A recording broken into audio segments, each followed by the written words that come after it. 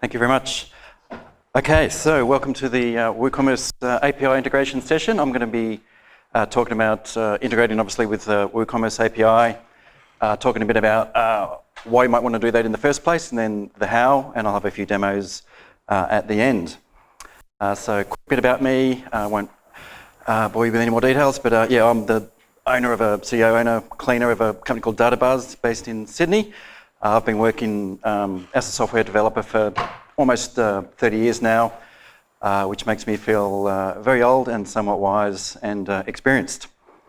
For those who are not familiar with WooCommerce, just quickly, it's a plugin for WordPress, turns your WordPress site into a e-commerce site so people can buy stuff and pay for stuff.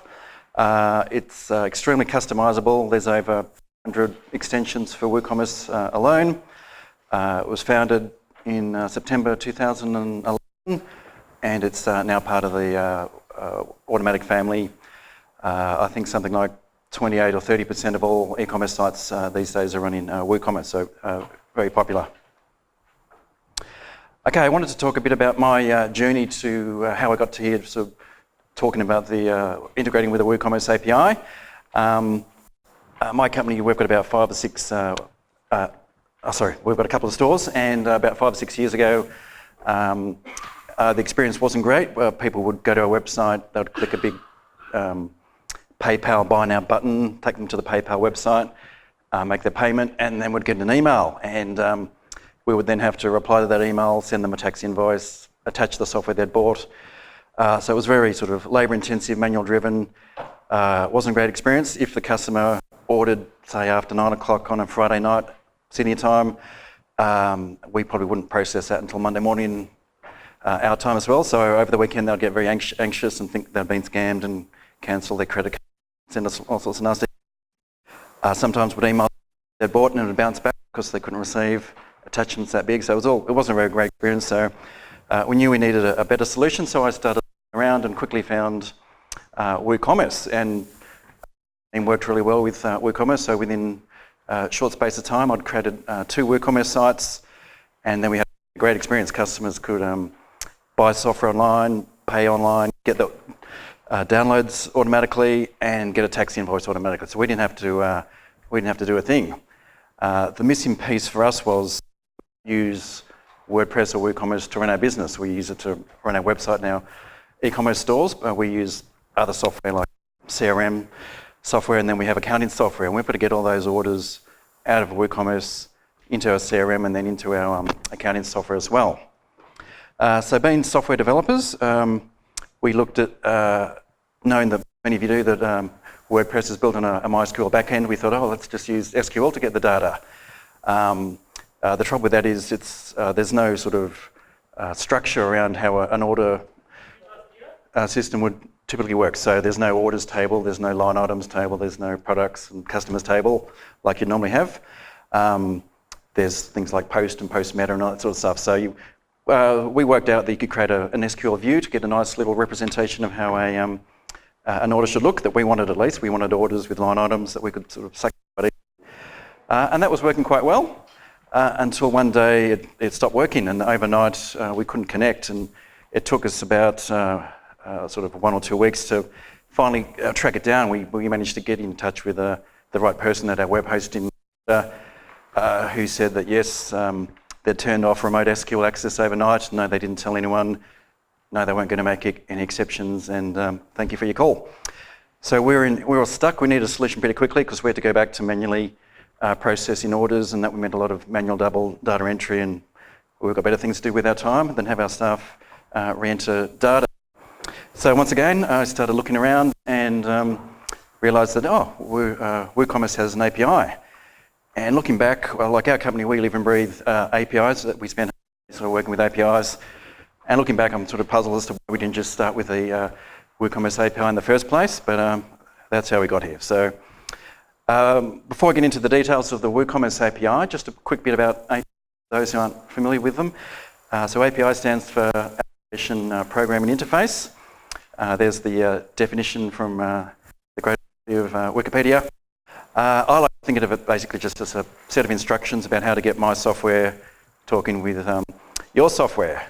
Some of you might have heard the phrase over the last few years about software is eating the world, and the answer to that is APIs are eating the world. APIs are sort of where these companies like big and small have APIs. So WordPress obviously has an API.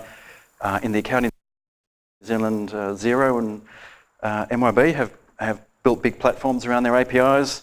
Twilio is a company you might have heard of in the States. All they have is APIs. They've built a business on APIs around things like SMS messaging and voice messaging. And in the social media space, companies like Twitter and Facebook also have APIs. So APIs everywhere. Okay, so why would you use the WooCommerce API? So I've sort of alluded to it a bit.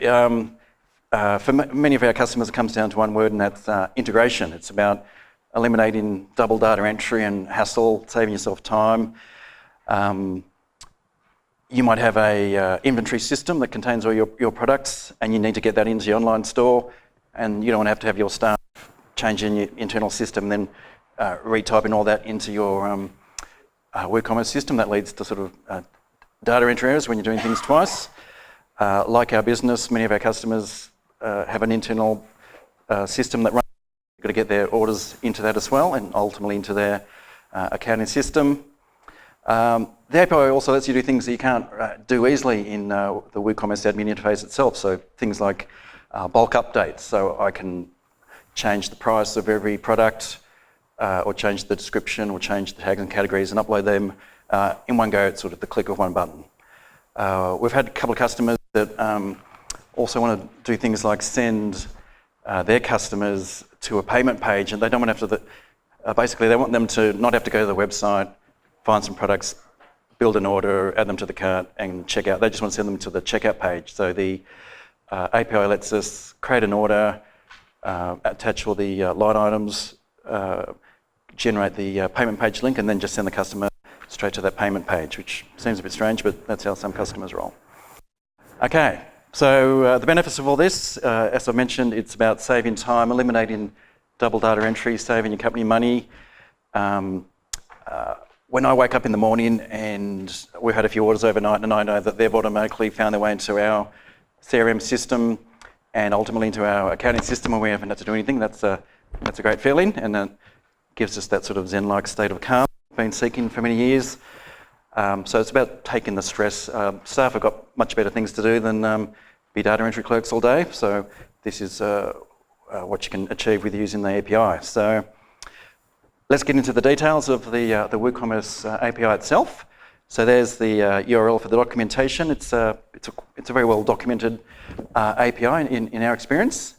This week was an exciting week in the WooCommerce API space because a new version was released with WooCommerce 3.5 has released version 3 of the API. So there's currently 3 versions of the API in WooCommerce.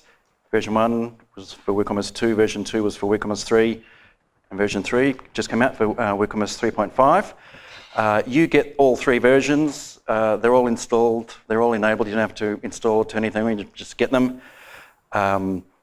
Version 1 and version 2 are obviously going to be deprecated and removed possibly at some point. So any development you do today, you do with version 3. So it's what's called a RESTful API. It lets us make requests to the API using standard HTTP verbs that you've probably heard of, like get, post, put, and delete. And that allows us to create, read, update, and delete information all from outside of WooCommerce using the API. There's code samples for a lot of the popular programming languages, Perl, Node, PHP, Python, Ruby, and some SDKs, that official ones that you can download and get going with straight away. So the first thing you normally need to resolve when you're working with an API for the first time is authentication. How do I connect to the API securely and safely knowing it's just me and no one else? So the WooCommerce API gives us 2 options, and that depends on how your site's served. If it's served over HTTP, so no SSL certificate, they have this OAuth 1.0a one-legged authentication, which is quite convoluted, and I certainly wouldn't recommend it. And that's all I'm going to talk about it today, because I strongly of the opinion that you should be serving your site over HTTPS. These days, SSL certificates are extremely cheap and free in some cases. And for me, if you're using WooCommerce, you're capturing customer information, so that's what's called personally identifiable information. You're capturing orders, and you're touching sort of payment processes, credit cards, and that sort of stuff. You really should be using HTTPS. And if you're doing that, then authentication is much simpler with the API. You just need to generate a set of API keys using the WooCommerce admin, which I'll show a bit later. And they become, you could generate what's called a consumer key and a consumer secret, and they username and password in to the API. And screenshot of that in the WooCommerce API. So you go to the advanced settings section on REST API, create a new key, and you'll get a screen like that. And you basically copy that consumer key and consumer secret, store it in a safe place, and that's how what you'll use to authenticate going forward. Okay, so there's 4 types of requests I'm going to cover. So they are basically create, delete, and they all have sort of quite a similar structure. So let's talk about the create request. So this is where you want to add some data to WooCommerce. So it might be a customer or product or an order or category or tag. So in this case, you're going to do an HTTP post request to an endpoint. So that endpoint is customers, products, and so on. So you're going to include your authentication header, which I'll show in a second, and that's got your password, so that's how you authenticate. So the WooCommerce API is built around JSON as the data structure. So you need to, when you're sending, receiving data, it's all in JSON, so you'll need to be able to sort of encode and decode JSON at that point. And that means you need to include the content type application JSON header as well. You'll get a JSON response back if it's all successful.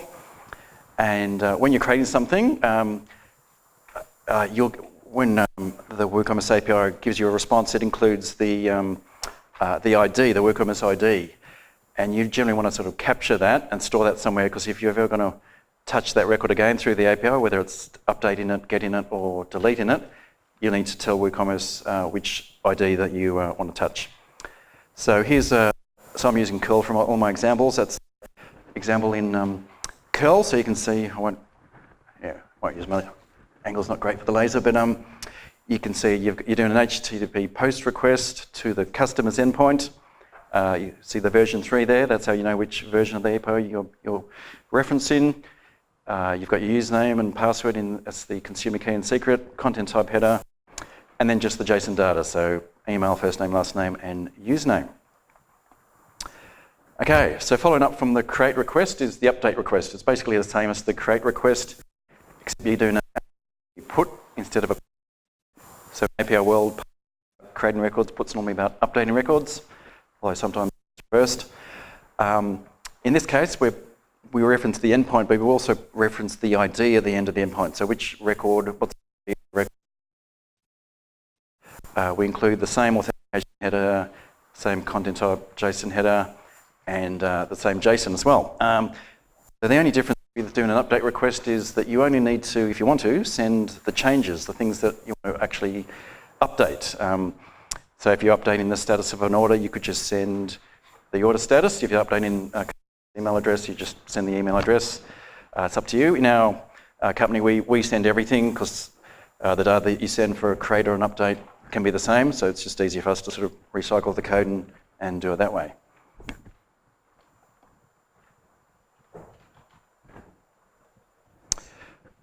Okay, so there's an example of an update request, very similar to the create request, except it's just got the ID on the end of the URL.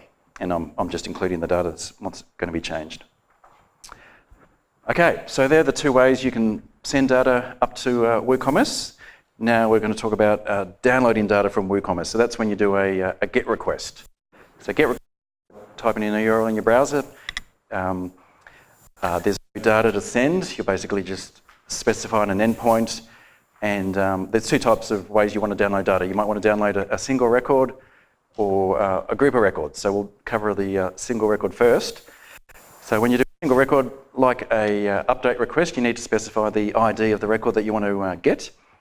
And you just build out the URL, you include the authentication header, and that's it. You don't need to send any JSON or anything, just create the URL. and you'll get back that record, the full JSON object for that record as well. If you wanted to, that's what the response looks like. So you can see the ID and the JSON data for the particular record you've requested. The next type of request is when you want to get more than one.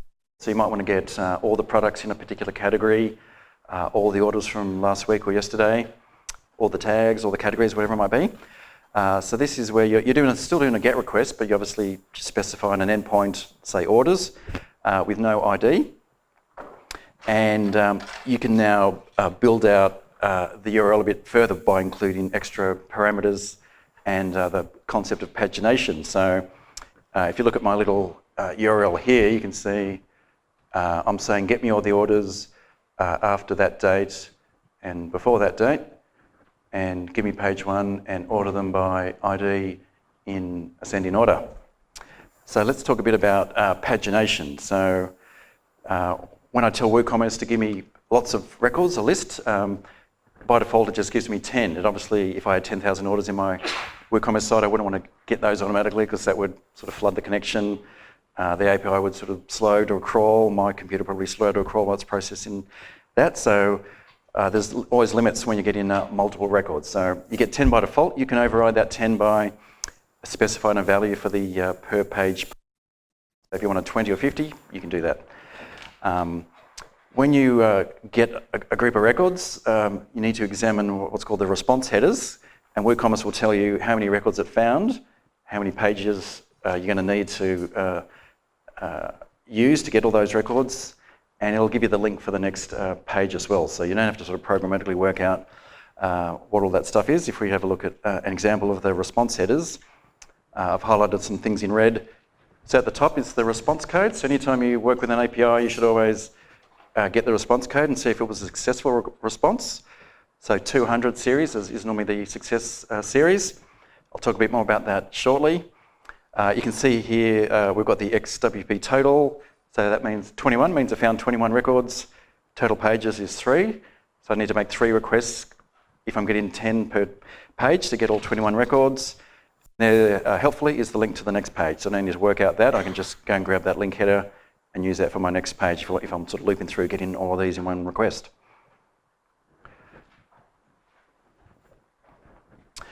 Okay, so the final request I wanted to cover is the delete request. Delete request is very similar to an update or a get single record. It's basically specifying an endpoint with the ID of the record that you wish to delete. You're not sending any JSON data. You're basically just doing an HTTP delete request to the endpoint. The only thing you need to be aware of is not all resources support the concept of trashing, and that's where you can delete a record and it goes into the trash. It's not permanently deleted. Some of the endpoints in the documentation tells you this. You need to include an additional parameter, the false equals true, and that permanently deletes the record immediately, so you'll never get it back when you delete that type of record. Okay, so I wanted to talk a bit about webhooks as well. Webhooks, for those who are not familiar with what a webhook is, it's a way of having a notification sent to your server essentially when a certain action or trigger event occurs. So for WooCommerce, this might be when a customer's updated or when a order is created, for example. And that's a screenshot of the webhook set up in the WooCommerce admin screen.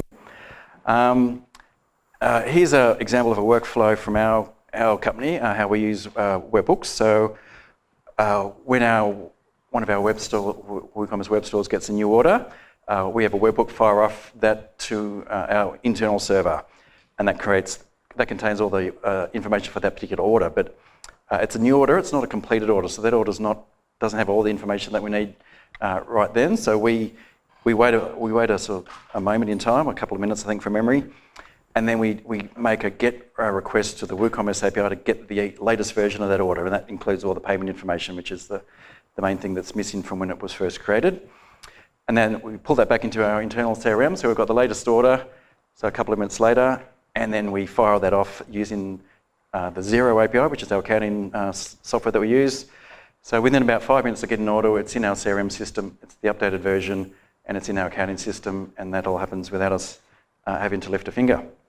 So webhooks are great if you want to automate workflows and not have to go and get data from WooCommerce, but have it push you data automatically. Okay, so just some tips I've sort of picked up over the years of working with various versions of the API. So just worth noting, timestamps are always in that ISO 8601 format. As I mentioned earlier, you should always check the HTTP response code because you want to know whether it was a 200 or 201. That's the successful response codes. You might make a request to get a customer that doesn't exist, so you'll still get a successful response code, but it'll tell you it didn't find anything. So you need to sort of differentiate between did I get the data that I wanted and versus was my API request successful. So 400 series are for the sort of request errors, the invalid JSON, 401 for unauthorized, you've got some problem with your API keys, 500 is a server error, and so on. If you wanted to upload images, say for a product via the API, WooCommerce only lets you upload images by including the full URL for the image, so it's going to ingest it and add it to your product when it downloads it. You can also reference, if it's an existing image in your WordPress media library, you can just tell it what the media library ID is, and it'll just link it to your product. If you're wanting to upload a local file, you need to use something like the WordPress API, which does support uploading local files and then grabbing the media ID and adding that to your upload request. So WooCommerce has got a standard set of fields for things like products and orders and customers. But it might not have all the fields that your customers need for their particular store. So a lot of our customers use custom fields for their store. And the way they do that is through changing the PHP code or using one of the popular custom field plugins. So it's just worth mentioning that the custom field data that you get isn't part of the sort of the core WooCommerce REST API, but it's generally included in what's called the metadata section, or the metadata that's attached to a product or attached to an order, and I'll show an example of that in a minute too. Yeah, if you find any bugs, just report them through the GitHub page. They get fixed really quickly in my experience. So I've reported about half a dozen over the years, and they've always been fixed and included in the next release of WooCommerce. If you're not sure where to start with all of this, I'd strongly recommend a tool like Postman. It's a free HTTP client app that you can download, and you can use it to construct these requests, add your authentication header, and just see how it all works and examine the response and the response headers. And finally, just a bit on the new features of the WooCommerce version 3 of the API that was released a couple of days ago. So every time a new version of the API comes out, there's normally new endpoints or updates to existing ones. So in quite a few endpoints, so we get a reviews endpoint, we get a reports endpoint, a new data endpoint. You can now refund line items through the API. That's been a sort of a popular request over the years. And you can now edit some things like date fields on the products endpoint that previously weren't editable via the API. And when you're looking at the documentation, the API will tell you if a field is read-only or not. Okay, so I think that's the end of my slides. Let's crack open some demos. Okay, so I'm just going to just do a bit of Postman first. So this is Postman for those who haven't seen it. It's a free download. You can use it to construct HTTP requests and just see everything about it.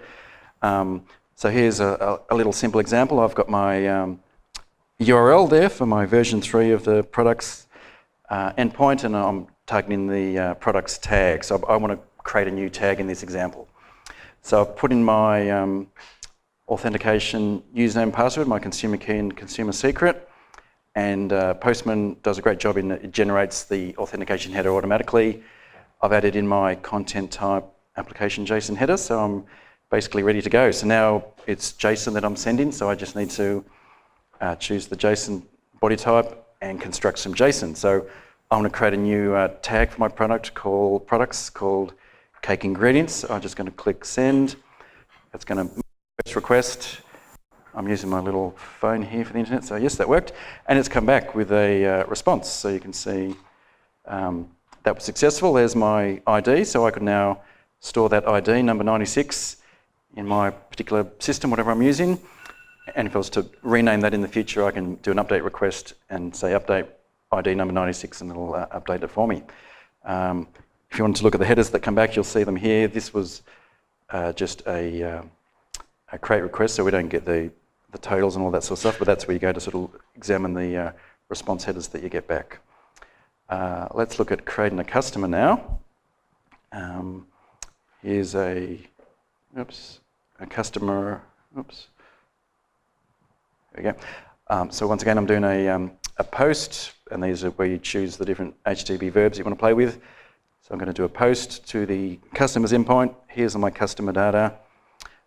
So let's just hit send, and that should work. Okay, so in this case, I've got an error.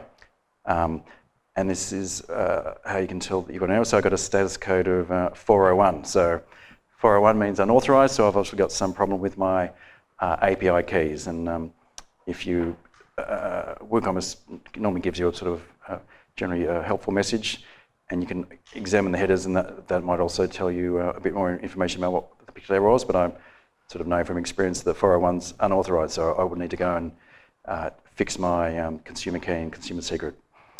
Okay, so that's how you can check for an error. Now I forgot to actually show you how to create these keys, so let's jump over to the WordPress WooCommerce admin screen. So here I am, I've just gone to WooCommerce, I've gone to Settings, Advanced, REST API, and you just click Add Key to create a new key. You give it a name. You choose the user to associate that key with, so the sort of the privileges, and then you choose is it read, write, or read and write. And then when you generate the key, it'll come back with the consumer key and consumer secret. So at this point, you need to copy and paste those and store those somewhere secure. You'll never see these again at this point, so if you don't make a note of them, you've got to go and create another one again. So make sure you note those down, otherwise you'll need to start again. Webhooks are also in the same advanced settings section, so if you wanted to create a new webhook, you just come in here and go add a webhook.